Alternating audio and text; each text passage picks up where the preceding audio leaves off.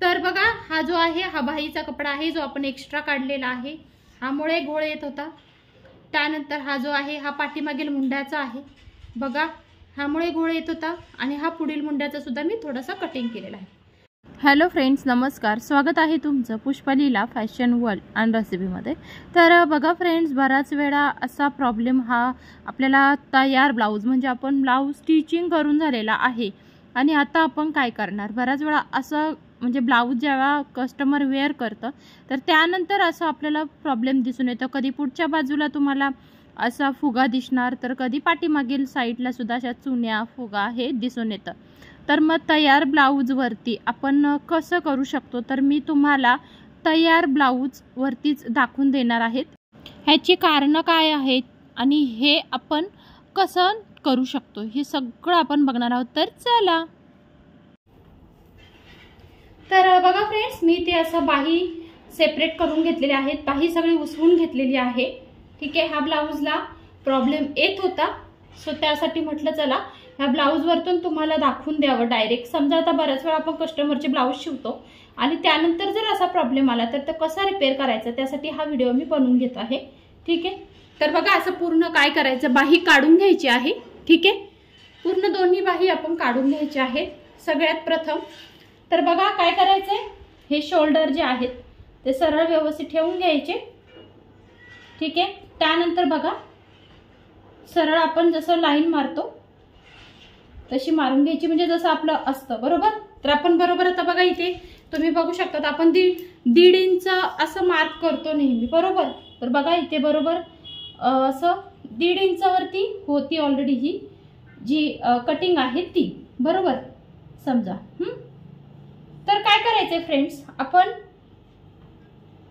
इथे पाठीमागे जर घोळ येतो आहे किंवा फुगा येत आहे तर आपल्याला ही साईड कमी करायची। तर आपण 1.5 इंच समजा इथे आहे ना, ठीक आहे, तर आपल्याला काय करायचं आता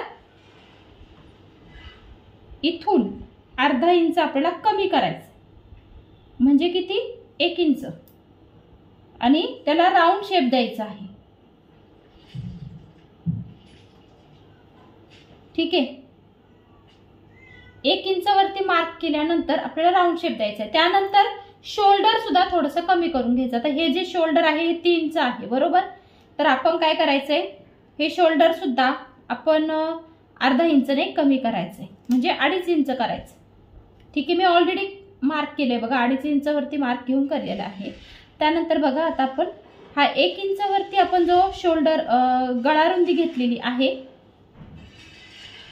ठीक आहे, आता कटिंग करून घेऊयात, नंतर मी सांगते तुम्हाला पुढील भाग कसा कटिंग करायचा। ठीक आहे, हे बघा जे मार्क केलेलं आहे ते कटिंग करून घेत आहे मी। खालील भागाला मी काहीच केलेलं नाही। ठीक आहे, हे बघा वरचं शोल्डर सुद्धा मी तेवढंच कमी करून घेत आहे जेवढं आपण मार्क केलेलं आहे 1/2 इंचावरती, म्हणजे शोल्डर सुद्धा आपण कमी करणार आहोत। ठीक आहे, आता बघा हे दोन्ही साइड सुरुवातीला आता सेम करून घेते मी, नंतर आपल्याला आतली बाजू सुद्धा आपल्याला एक्स्ट्रा कटिंग करायची आहे। तर ती कशी करायची ते दाखवते तुम्हाला। हे बघा, ठीक आहे, आता हा जो आलेला आहे ना हा गोलवा, हा जो गोलवा आहे ना, हाच गोलवा आपल्या ब्लाऊजला घोळ आणतो, कारण की हा जो कपडा आहे तो एक्स्ट्रा झालेला असतो आणि त्याचा असा घोळ येतो बघा। हे बघा असा घोळ येतो तो बरोबर। तर आता मी तुम्हाला पुढची बाजू सांगते। तर बघा आपण 1 इंचावरती मार्क करून गोलवा क्रिएट केला। आता काय करायचं, खालच्या बाजूला काय करायचं ते सांगते बघा। आतल्या बाजूने अजून 1/2 इंच आपल्याला आतल्या बाजूने घ्यायचंय आणि तिथे राऊंड शेप देऊन घ्यायचं। जर मोठं माप असेल ना तर तुम्ही 1.25 इंचावरती मार्क करायचं, आणि हे छोटं माप आहे म्हणून मी 1 इंच कमी करून घेतलं। छोटं माप असेल तर 1 इंच करायचं।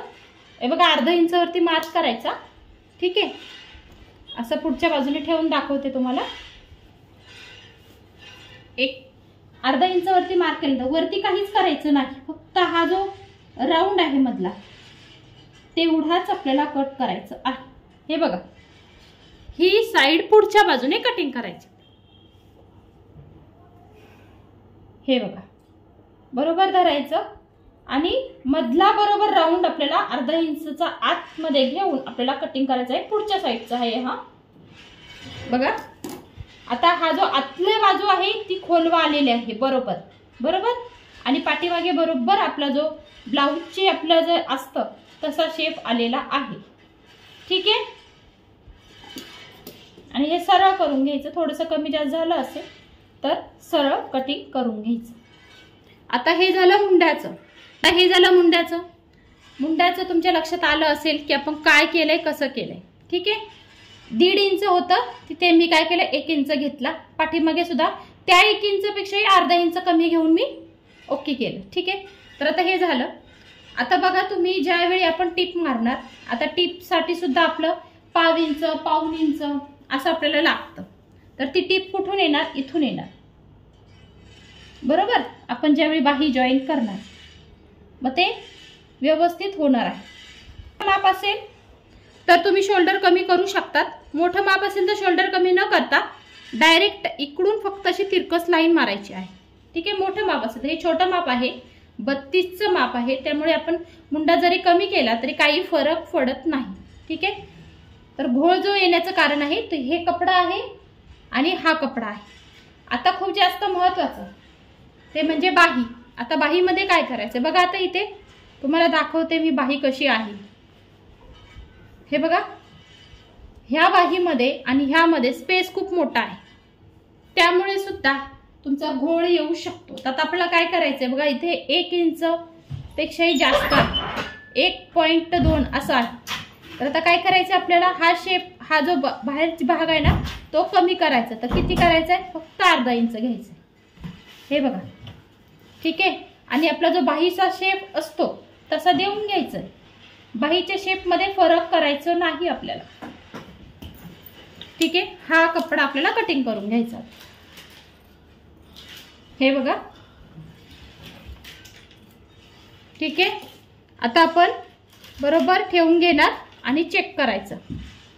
तर बघा पुढील बाजूसाठी थोडंसं राहिलेलं आहे बरोबर आपण जेवढा आतला गोलवा असतो तसा आहे आणि हा जो खाली आहे ना 1.5 इंच वरती सरळ आला पाहिजे। 1.5 इंच वरती या 3 इंचला दोन्हीच्या जी साइड आहे ती सरळ ठेवायची आहे। हे बघा ठीक आहे आणि बाहीचा जो शेप असतो आपला फिश आकार तो मात्र सेम आहे तसंच ठेवायचं त्यामध्ये चेंजेस करायचे नाही। आता मी तुम्हाला दाखवते की घोळ येण्याचं किती कपडा होता की ज्यामुळे आपल्या फुगा येत होता आणि चुन्या येत होत्या। तर बघा हा जो आहे हा बाहीचा कपडा आहे जो आपण एक्स्ट्रा काढलेला आहे ह्यामुळे घोळ येत होता। त्यानंतर हा जो आहे हा पाठीमागील मुंड्याचा आहे बघा ह्यामुळे घोळ येत होता आणि हा पुढील मुंड्याचा सुद्धा मी थोडासा कटिंग केलेला आहे।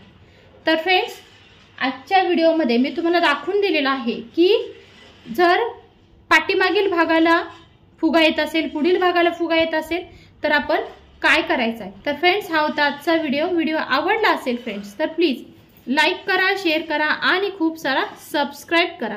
तर भेटू आपण पुढच्या नेक्स्ट व्हिडिओमध्ये फ्रेंड्स तोपर्यंत नमस्कार।